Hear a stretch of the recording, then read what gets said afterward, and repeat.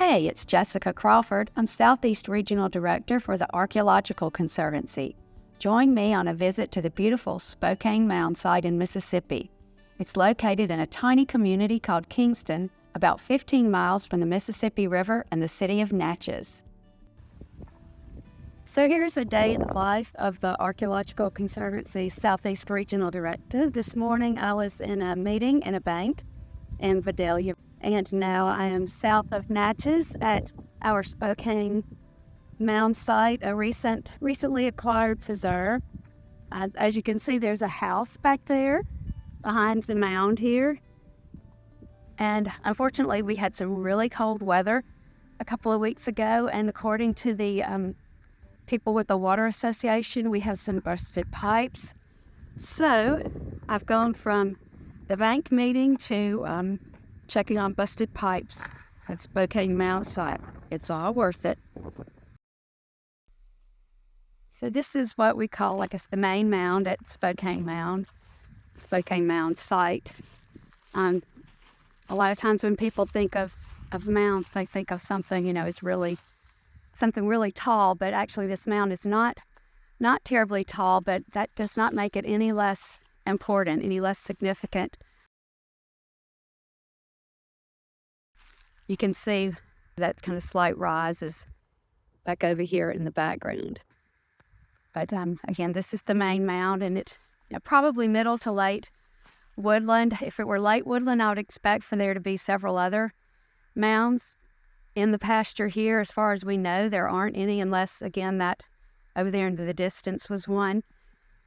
Pottery suggests it's late woodland, which makes it about AD 800 to 1100. It could be, if it's just a single mound site is more like a middle woodland site, which would push it back a little bit earlier to about AD 100. Regardless, it's important, and this site has been through a lot in the past several years, so now it's just going to rest for a while. It's going to remain in pasture, and we're going to preserve it indefinitely. Okay, so now we're out here on this sort of slight rise that I showed you that could be another mound, or it could also be an extension of this sort of a high ridge that comes out, and the road, of course, cut through it, and it possibly went all the way back through the pasture to the creek, which is back there by that tree line. Here is another spot on this, again, what I called the slight rise. You can really see the dirt here, and it looks pretty light. This does not look like what mound fill usually looks like.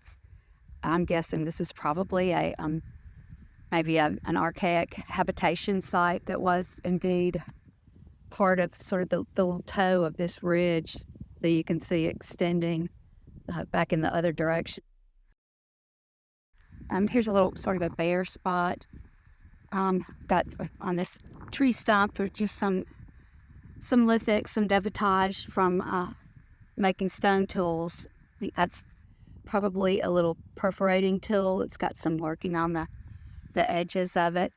And then from here, we're looking back towards what we know is a mound, the actual main mound, which is sort of behind my vehicle there. And again, there's the house here at the Spokane Mound, and back there is Lynn Creek.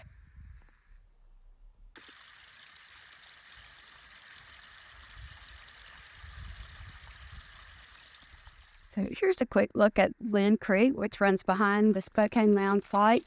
It's full of all kinds of interesting things, neat little natural concretions, and also historic artifacts as well. This creek runs through a really old part of Natchez, or what used to be called the Natchez District. A lot of really early plantations here. But take a look at this stratigraphy here. I mean, this is some incredibly old gravel deposits, especially right here. It's really, really cool to see and neat to be able to walk through. It's a beautiful creek, and there certainly would have been no shortage of raw material to make stone tools with.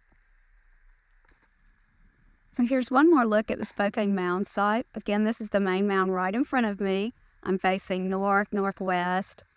So turn a little bit north, northeast.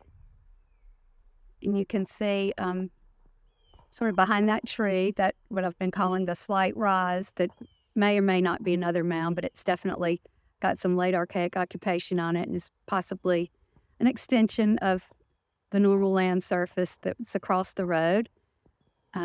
Turning a little bit more that's where Lynn Creek is, and here's the house that sits right on Lynn Creek.